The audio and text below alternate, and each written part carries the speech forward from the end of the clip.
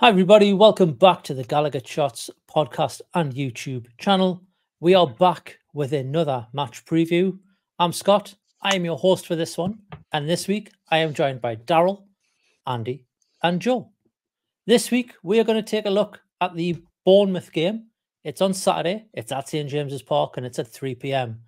We're going to jump right into that in just a minute. But before we do that, here's a word from our sponsor. The GallowgateShots match preview is brought to you by Magpin. Magpin are the go-to site for high-quality, unofficial enamel pin badges of Newcastle United players, legends and retro kits. For more information, visit their website at magpinbadges.bigcartel.com. Right then, so as I've just mentioned, Saturday, 17th of February, 3 p.m. kickoff. It's quite a weird one. We don't get many of those at St. James's Park. We face A.F.C. Bournemouth.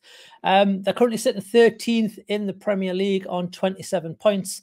That is 7 wins, 10 defeats and 6 draws. They're on a minus 13 goal difference. That's 13 goals scored and 44 goals conceded.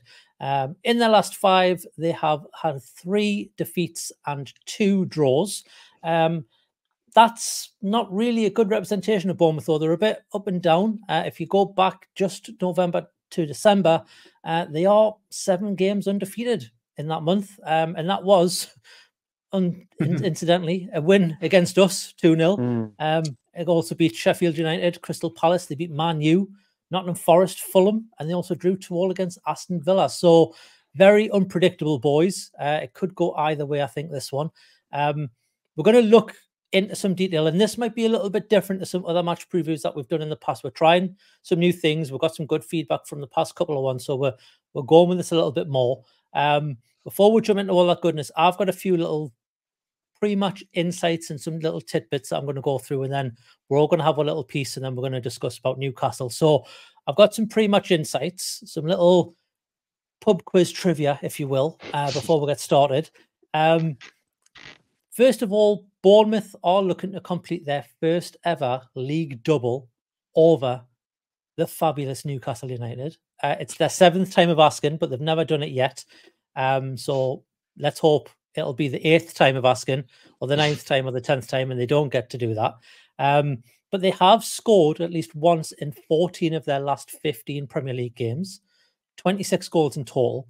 They've only failed to score against Liverpool at home, and that was in January. Away from home, they've scored in the last 8. That's 15 goals in total, which is their longest ever run. So let's hope we can break that record.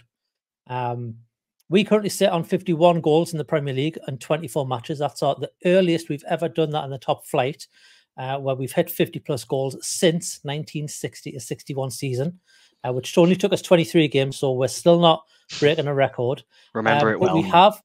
We have had 9 seasons, or a 9-season spread, which was the 2012 to 2013 to the 2021 to 2022 season, where we failed to score 50 goals at all in the Premier League. So we're doing okay. And then finally from me, our record against Bournemouth in total, this isn't Premier League, this is obviously Championship and whatever as well, is we've won 4, we've lost 2, and we've drew 2. So let's hope we can turn that to 1-5, lost 2, and drew 2. Daryl, mate, I've said way too much now. People will be sick of my voice, although it is only 4 minutes coming up to of recording time. Welcome. And also, you're going to talk about the last time we played Bournemouth. The stage is yours. Yes. So, as you mentioned earlier, the last time that we actually played Bournemouth would have been the reverse fixture back in November. But the last time that we played Bournemouth at St. James's, we go back to last season now. And it was a 1-1 draw. The goals scored by Bournemouth, who the scoring by Philip Billen, who thankfully will not be playing in this game, as we'll get to later. And then we had an Alexander Isak penalty to equalise later on in the game. Well, actually, not that much later on. Even it was just 5 minutes later on the 67th minute. The penalty was won because Kieran Trippier had put a good cross in, and it was judged to have struck the hand of Jefferson Lerma. And the VAR review then adjudged that the penalty should be awarded, and Alexander Isak converted that penalty by putting it to the goalkeeper's right at the Leeds' end. The goal that Bournemouth scored, to just step back a little bit there, the Philip Billing goal, sort of came against the run of play at that point in the game, and it caught Nick Pope out at his near post with a volley. But again, we came through that game. It was actually the first game after the death of Queen Elizabeth II. So I remember reading the reviews at the time that the atmosphere was quite subdued, and obviously as it would be back then, instead of you're remembering the death, remembering the life of a monarch and commemorating her life, and everybody's. It's almost felt as though priorities weren't in, or when it wasn't proper for the priorities to be where they were at that time. So it was an interesting game. As you know, our record against Bournemouth is a little bit funny. I mean, if you just go in, you mentioned the overall record there, Scott, before. If we just look at the Premier League at St James's, it's 1-2, drawn 1 and lost 2. So that draw last season was the first time we drew against Bournemouth at home in the league. And as I am with you, I hope we turn that into 3 wins and 1 draw and 2 losses. Absolutely. Andy, mate, obviously, I mentioned before there that going back to November, they did beat us 2-0 at their ground. It wasn't that long ago, so we we don't really know what to expect because of the run they're on, but you've been looking into the opposition a little bit. What have you been finding about Bournemouth, or not finding, as the case may be? Yeah, I was going to say, anyone who tries to find content on Bournemouth is fighting a bit of a losing battle, really, which is a bit unfair on them because they've been around and established in the league for so long now. They've always played pretty good stuff. Obviously, Eddie Howe's got a big part to play in that. I tried to sort of think about what my opinion of Bournemouth, what I thought Bournemouth fans would be thinking before looking into it. And I would have thought Bournemouth fans would be pretty positive with how things have gone. They've obviously had a few changes of manager. I think the most recent change they weren't expecting. But I watched a video of fans being interviewed outside the ground at Fulham. They just lost to Fulham, and they were quite negative, which was quite surprising. And I don't know if that was just because you come out of a game and you're always just raging and you just want to sort of shout at the world. But they were yeah, exactly. We all have. I mean, we did it at Bournemouth, didn't we? We were absolutely fuming after that. But at the minute, from what they were saying, it was a good selection. It was maybe like 6 or 7 different fans from lots of different age ranges and places in the world, and they're just getting a bit tetchy at the moment. They had a really good start to the season. Like you said, they had an amazing run of fixtures where they were winning, and they beat Man United 3-0 away from home, where they absolutely battered them. But now there was one fan in particular, he said, we're no longer looking up the table, we're actually starting to look down again. They're only 8 points clear, which in seasons past, Bournemouth fans would probably be loving that, but I think they're just getting a bit tetchy now. Luton have started winning, Forest looking a bit better, so they're a bit worried. In terms of the football, a lot of them were saying that they're still playing good stuff, but they're just not quite at the races. They're a bit wasteful in front of goals. Solanke's obviously been sort of carrying the goal scoring, and generally they just feel like they're being a bit wasteful, similar to probably what we've been like, maybe not recently, but obviously over that winter period where we just weren't quite there and we were struggling a little bit. The one observation that they made for the Fulham game is that they had 13 corners, didn't score from any of them, didn't create any chances at all. 2 of the goals they conceded was because Bournemouth players basically slipped over, and it's almost just like they're in that period of the season where they're all just shrugging the shoulders. So their next 2 games are us and Man City. But when you look at the games they've got after us, you can kind of see why they're treating this as a bit of a free hit. So after those games, they've got Burnley, Sheffield United, Luton, Wolves, Everton, Palace, Luton. So I think they're just wanting to get these next 2 games out the way, and then they can hopefully go on another amazing run. But they'll definitely be confident based on the last game. Just briefly tactically, because there isn't an awful lot on them. They play a 4-2-3-1 similar to Forest. Generally, it's the same back 4: Neto, Smith, Zabanini. I think he's new signing from this season.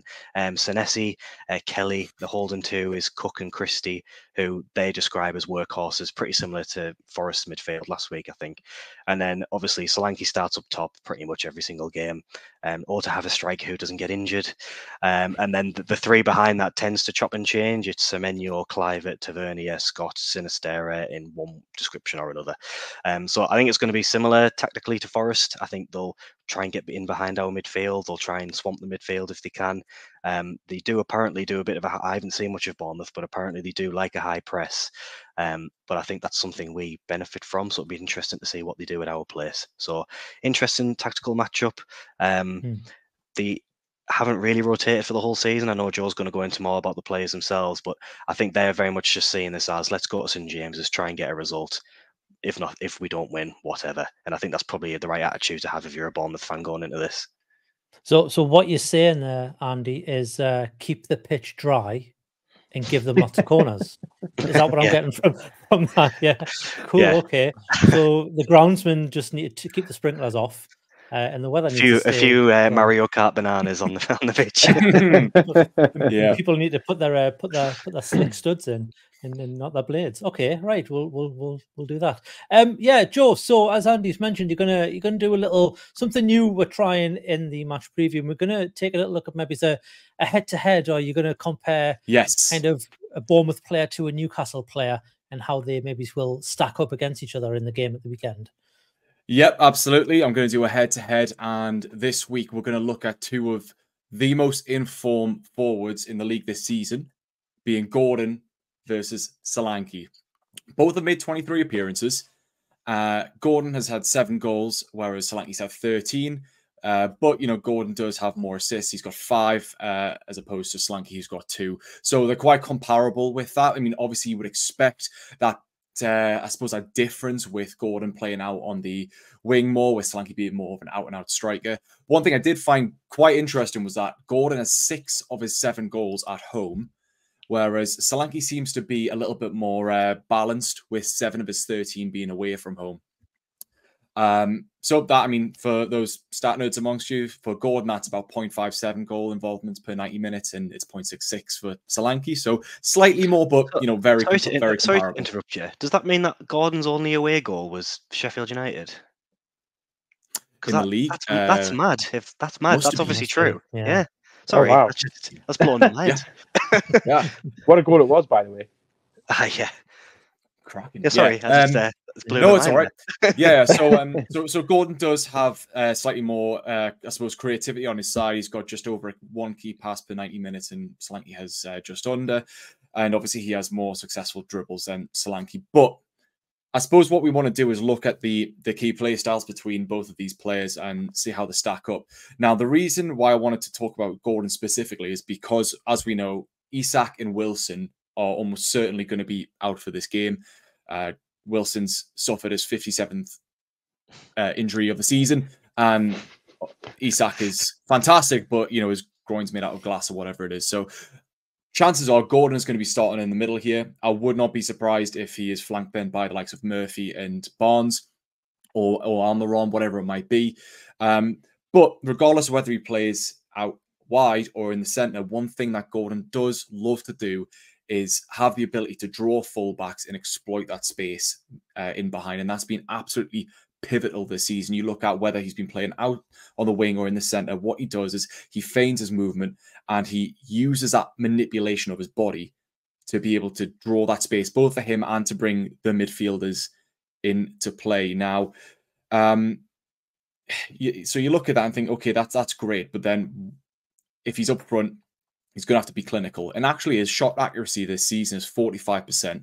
And he's got about a 25% conversion rate. So 1 in every 4 shots is going in. So, I mean, for someone who's technically a winger, I'd say that's a really good conversion rate. And, you know, it shows that he's got that in his locker when he's up front on his own. And he's, you know, he's not actually too shy on holding players up as well. You know, the likes of what Wilson's been so praised for as well this season, last season. Gordon actually has the ability to hold up the ball and bring more players into play. So he's got that in his locker. But as well as that, obviously we've seen he loves to make those runs in behind. And I just think that he's so versatile that wherever you put him on that front line, he's going to do a really good job and be effective. Now, so what I would say, thing to watch for Gordon is that movement off the ball, his ability to trick defenders. Just keep an eye on it and watch what he does. Now, we'll move on to Solanke. different player. So he's more of an out-and-out striker. He is probably someone that Alan Shearer is absolutely adoring right now as a current striker in the Premier League. His goals, he's a poacher, target man. He loves those runs in behind. He seems to have a little bit of everything. If you look at his goals this season, a lot of them are those kind of poachers inside the box, instinctive finishes, latching onto those loose balls, taking chances and gambling. So, I mean, Alan Shearer said himself that those are the best kind of strikers, those who take that gamble and can read the game. I mean, look at a perfect example of this is his goal against us this season. So he was making that run, and then I think it was one of our defenders ended up accidentally knocking it into the path, but he was there to pounce on it and scored. And if you look at his goals this season, so many of them have been that. But as well as that, he is very good at heading as well. His aerial presence is fantastic. So that is something we're going to have to look out for. But yeah, he's a really deft poacher in the 18-yard box, and we need to really try and avoid giving him that space and stop the crosses coming in to the box. So it's going to be an interesting battle between the two. Obviously, likelihood is they're not going to see much of each other on the actual pitch, but looking at the different play styles and how they're going to try and work the box, work the defenders, it's going to be interesting to watch the two of them. Yeah, and hopefully it's Anthony Gordon who is the victor of the two. If we're looking at it from a head-to-head point of view. Yeah, I mean, I agree about Solanke. It's to kind of phrase from a Wayne Gretzky, or to put a spin on it. He just kind of run to where he thinks the ball is going to be, as opposed to running towards the ball or expecting where the ball is wanting the ball to be at him. He's anticipating the mistake of a defender, and he's he's not just waiting to get to the defender. We'll turn our attention to injuries, because there are a few, and obviously, Joe, you've mentioned a big talking point from our side. We'll just cover both teams together. So for Bournemouth side, lads, we've got James Hill who is out injured. Tyler Adams is 50-50, and I think they've got a couple of season-long injuries, or longer injuries in Ryan Fredericks and Max Aarons, who I didn't realize they'd signed. I thought he was still at Norwich, but Max Aarons, but he's out. And then they've also got, as Daryl mentioned earlier, Philip Billing, who was suspended. So that is always a plus, because I think he's quite a pivotal part of their team. And then obviously for us, I'm not going to go through all of them, but we've got Callum Wilson, who, if we couldn't have imagined any other part of the body that a player could get injured for Newcastle United, CM de Jong has returned from the Netherlands and thought, hang on, lads, I've got a part of the body that I know can be injured, and it is the right or left pec or left tit or whatever it is he's called. So it just doesn't get any worse. I'm sick of it. Does it? It's an absolute nightmare. It's so poor. It's really unlucky, isn't it? I say it's unlucky. It's some of these players. I mean, I think of the likes of Jack Wilshere is a really good example of players who, whilst when they're playing, they're so prolific, and many teams would adore to have them, but they can't stay fit. And it's not like it's a reoccurring thing. There seems to be issues all over the shop. It's a real shame, because he is a great player and he's been fantastic for us, especially even during the Bruce era. He was latching on to so much that wasn't like. So which body parts have we had injured now then? So we've had 2 spines, a toe, a brain. I'm sure Shah's had a head injury at one point. We've had Shah has a head injury every game, man. That's What did Pope do? Pope broke his hand. We've had 2 dislocations. Yeah, shoulder. Yeah, it's like we're having a game of operation. Mouth, nose, head, shoulders, knees, and toes. I'm sure there's a song somewhere going on. Yeah, I mean, it's. Harvey Barnes did his foot, didn't he? Something with his foot, toe, or something, didn't he? His toe. We've had illness. This podcast will go for about 2 hours if we're going to go through every injury. It's crazy, man. I'm waiting for a chipped tooth. I mean, we've had. Was it? It was Jamal Lascelles, wasn't it, a couple of seasons ago, who lost a tooth mid-game? He got. Remember when he got? When he got concussed? Play against that interview was hilarious after the game. Sat there with a big towel on him. I think Wilson had one of them as well, actually, didn't he? He had a tooth. It was Wilson. It was Wilson. Yeah. But the point is, we're just like, we cannot catch a break. And Pooh Gordon, I mean, as if we didn't love him enough already, we're now shoehorning him into a number 9 and saying, "Do what you do again." But I mean, whenever he's gone there, he's looked fine. I think Howe knows he can't just stand as a number 9 like Solanke. He's got to go and roam and get the ball deep and run at people, similar to what Isak does. So, I mean, yeah, I love him. If he gets in there and he ends up being the number 9, we might end up saying we don't need another number 9 because he'll take the 9 shirt off Wilson and go and play there full time. But do we think that was the intentions of the summer and possibly the January transfer window of us not bringing in a striker? But we've saw Gordon do that job for the the England youth setup in the tournament in the summer, doing quite well there. And obviously, he did play on the wings as well for the international side, but he did fill in that number 9 role when needed. So maybe the club thought, you know what, with FFP being as tight as it is, we've got a player that can do a job there if needed. Yep. They obviously never banked on needing it, but I think they probably banked on that, as well as having Joe Linton as a backup as well, just in case. Joe Linton to play on the left to cover. Don't forget that Barnes and Murphy were just about ready to come back as well, which they have done. So you've got that backup on the wings if needed. It's one of the strikers are at a premium in any window in any respect. And you look at this in the January window with how desperate we are. You're going to absolutely bust the bank if you try and bring in a good striker. And you've got to think as well what the long-term plan is with the likes of Wilson too.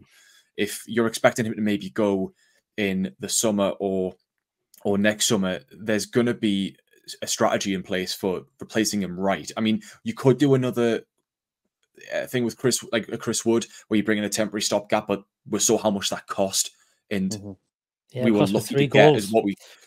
Yeah, it got no, literally, and I think we're at a stage where we really need to be thinking about these long-term replacements coming in. I agree. So we need a young and through.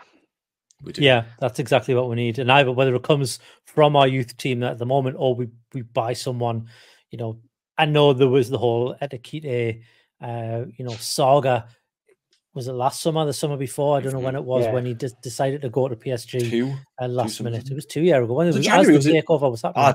January, the first window.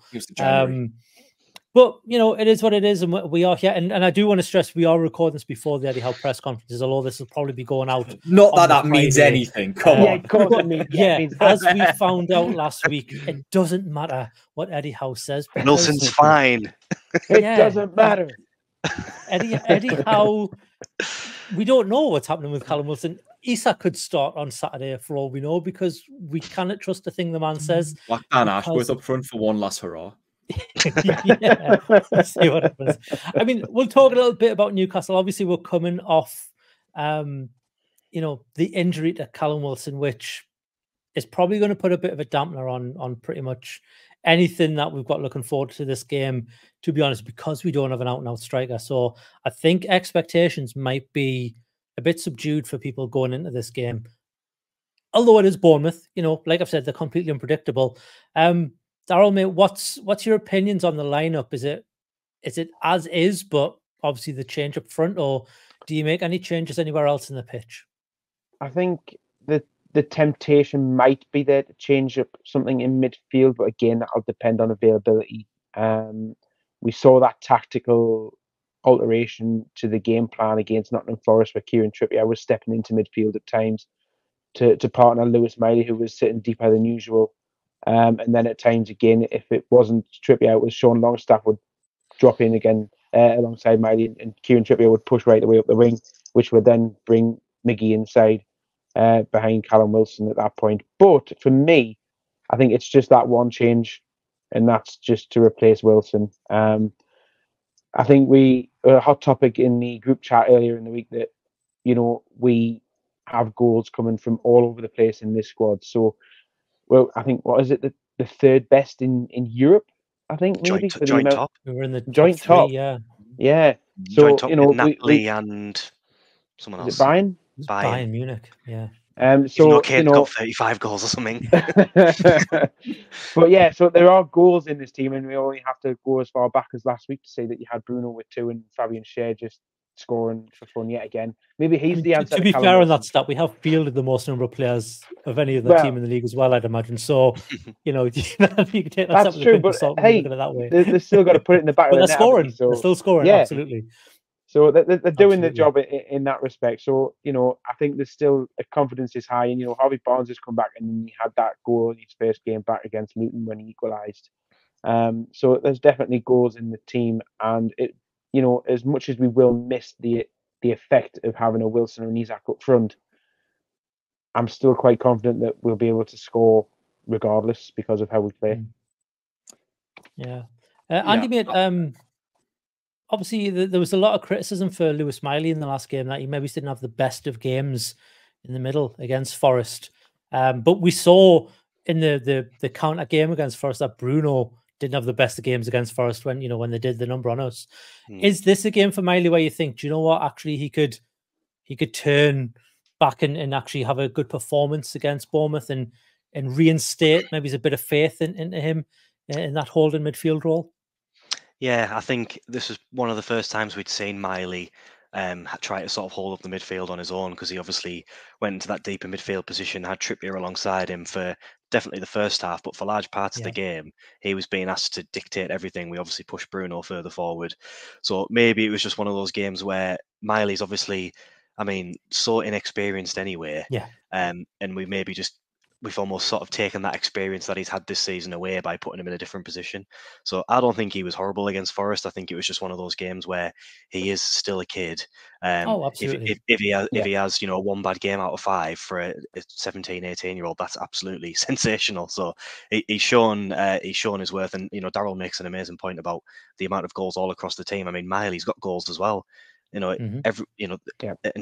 we made that comparison between Solanke and Gordon. If they're without Solanke, the attack almost dies. Whereas with us, it's like, well, do you know what? We've got a centre back who's more prolific than a lot of strikers in the Premier League.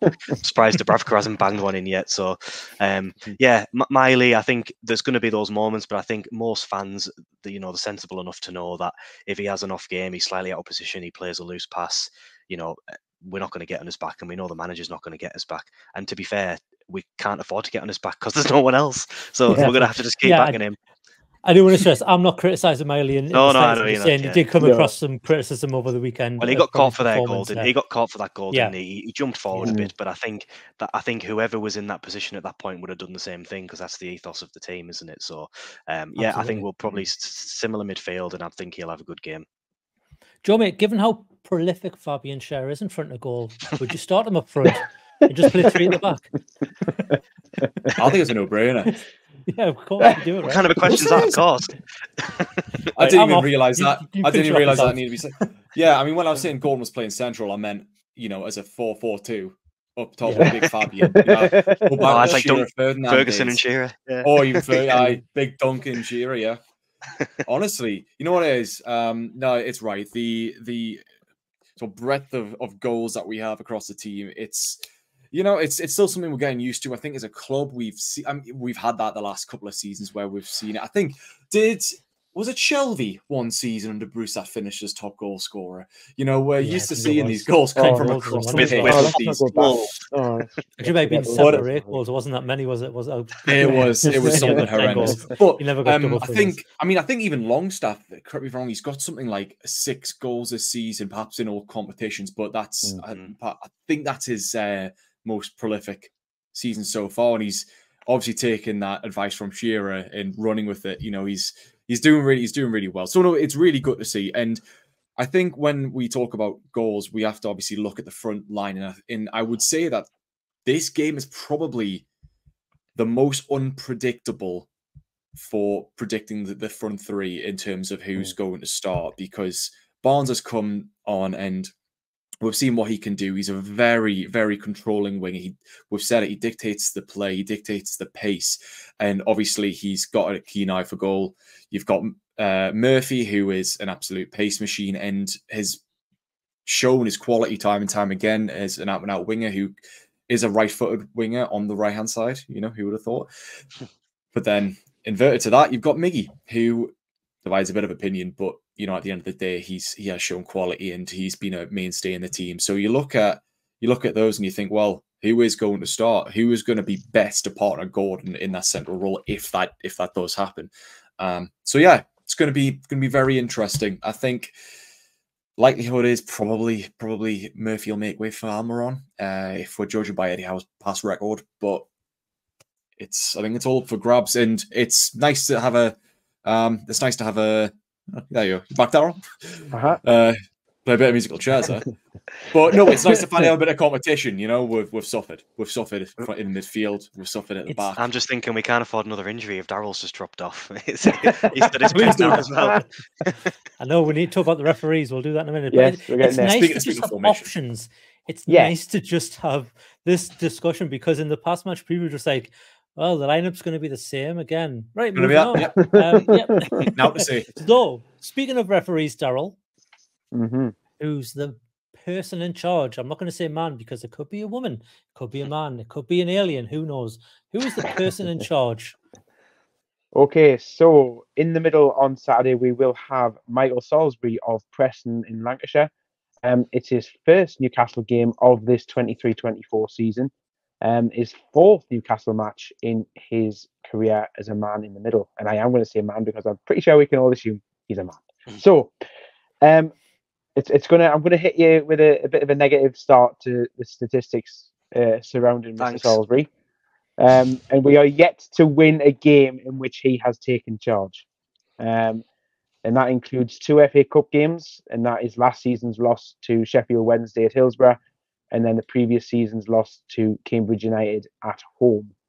And in between those 2 games, we had last season's 0-0 home draw with Crystal Palace, which, as we all remember, Joe Willock had a goal disallowed after he was pushed in the back, and he ended up spearheading into the referee. Was it spearheading into the goalkeeper and taking the goalkeeper out? So we all remember that one. So I don't know. Can we blame Salisbury for that? I'm not sure. I think it might be down to the VAR official who decided to call him back over.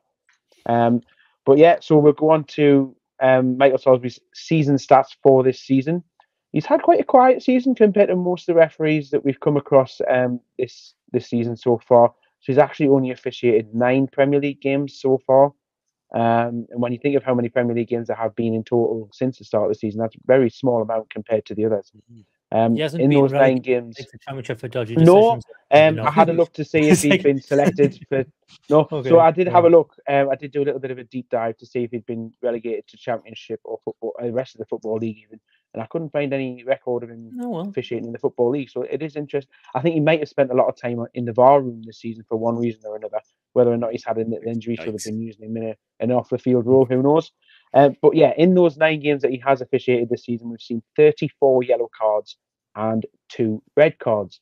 So he's, average it out over the 9 games. It's that's not quite season at all. It's about 3 or 4 cards a game.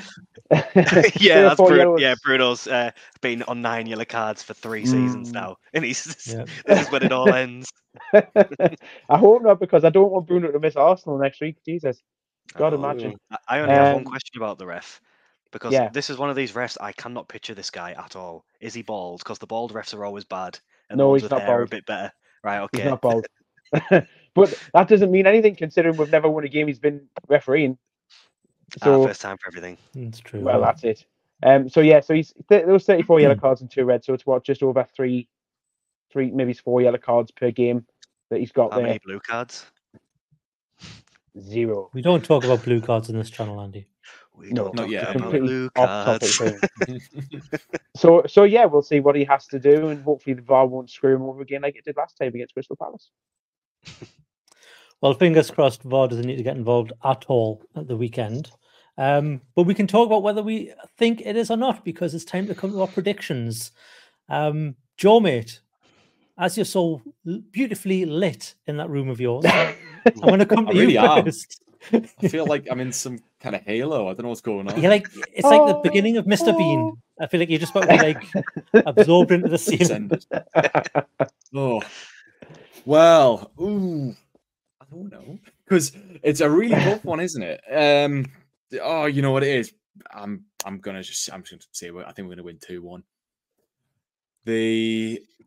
I really think Solanke is going to be such a difficult player to try and keep quiet, but we're bringing a good amount of form back.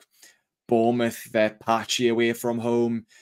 I think that we've got those options off the bench now, and I think we're going to come into this with a good amount of confidence. We've had a really good start of 2024, and whilst parts of both Luton and Forest were questionable and do show some, I suppose, still issues that we need to work on, especially with regards to the defence, I think we're getting our mojo back, and we're going to continue our impressive home form, and we're going to run out 2-1 winners. Nice. Daryl, mate, we'll come back to you. Yeah, well, I'm still haunted by the Luton game and the 4-4. It absolutely has my life thinking about this game, because it's almost in a similar sort of fashion. But I do agree with Joe, and I do think that we'll run out 2-1 winners. In terms, I might even try and give you some goals here. I agree. I think Solanke might just bag another one for Bournemouth, and for us, he's in a bit of a rich vein of form after that game against Forest. So I fancy Bruno to get another one, and I'm going to say, why not? Let's have Anthony Gordon get one as well. How many celebrations for Bruno if he scores? 6. 12. He's getting them all 2 in. yellow cards. Yeah. Might get 3. Andy, mate, what's your predictions for this one? Well, I'm rubbish at predictions, so I spoke to a lad at work called Chris, and I said, "What's your prediction?" He said 3-1 Newcastle, so I'm just going to say that because I've been absolutely terrible at these predictions. But he said that before I'd obviously heard what you gentlemen had to say, and I think that backs up, I think, what you've all said. There's going to be goals in it. I think Bournemouth will play without a lot of fear. I think they know there's better games coming up for them. I think we've definitely got goals in us at both ends. So I think it'll be more of the same again. I think we've just got to start strong and get a win. And hopefully I'm wrong, and it's more like the Bournemouth game from last season at home, because I do not remember that game at all. So if it could be a very forgettable 1-0 win, that would be great. But we'll go 3-1. If I remember rightly, wasn't that like Isak's last game before he went out with injury until like February or something? Probably. It was something. Yeah, it was something daft. I think he was missing after that for a while. It wouldn't be a Newcastle game if someone didn't get injured after scoring. So you probably right. Bruno might trip over the advertising hoardings and get injured. Well, you might as well get a yellow card on his way out. I was going to say, yeah. Well, I've got some good news. It's 4 wins. It's a 4-win prediction week. I think we did that last week, but I'm not 100%. I can't remember, but I think we did. But yeah, there was one of those pretty much insights I nearly wrote down, but I didn't bother. Was that if we concede 3 goals this week, it's the first time ever that we've conceded 3 or more goals in 4 weeks in a row at home. So I'm not going to go for 3 or 3. I think it'll be 3-2. I think it'll be high scoring. I think it'll be a horrible game. Because I think they're going to press quite high, and I think we've struggled at late. Teams that presses quite high, so I think they would have seen the Luton game. They would have took a lot from that. They would have seen the Forest game. I think they're going to bring the game to it, but I think we're going to just maybe have a bit too much for them. I think they'll get tired. I don't think they'll be able to keep it up for the entire match. In second half, we'll take it to them. I do think they'll take the lead. I think maybe they'll take a 2-goal lead, but I think second half we'll come back and we'll get 3 in the second half. So it'll be 2-0 half time at Bournemouth, 3-2 finish Newcastle. Boring one, eh? Nice boring game. A nice boring 3 o'clock kickoff that isn't going to be on the telly. And if that's any excuse to get rid of the blackout, this will be the game to get rid of the blackout, so that everyone can watch that game in years to come. And I'm going for an Anthony Gordon hat-trick. Ooh! And a brace from Solanke. There you go. Whoa! I'm not the Oracle. I'm just making a prediction. I'm not the Oracle. Triple captain.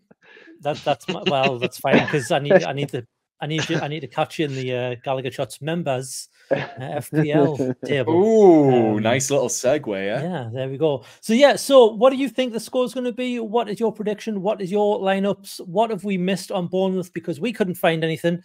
Andy struggled, so let us know in the comments below if George, there's of anything we course. missed, and let us know what you think about this new format. Do you like it? Do you not? Do you want us to go back to the old way? We probably won't, but you know, let me know anyway. Because I've quite enjoyed this one. I thought it was good. So yeah, let us know what everything that you think in the bottom. While you're down there making your comments, just hit the little thumbs up button. That's all we ask. This gets this video into the feeds of other Newcastle and Bournemouth fans.